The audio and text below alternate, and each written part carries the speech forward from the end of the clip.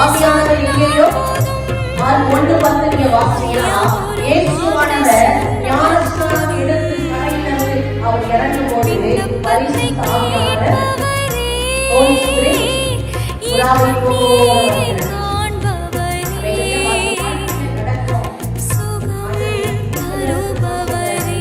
ஆவியானவர் வந்தா அங்க விடுதலை. அல்லேலூயா. ஆவியானவர் எங்கேயோ மார்க் 1:10 நீங்க வாசிச்சீங்கன்னா இயேசுவானவர் ஞானஸ்நானம் எடுத்து கரையிலிருந்து அவர் இறங்கும் போது பரிசுத்த ஆவியானவர் ஹோலி ஸ்பிரிட் புறாவை போல வந்து இறங்குச்சு.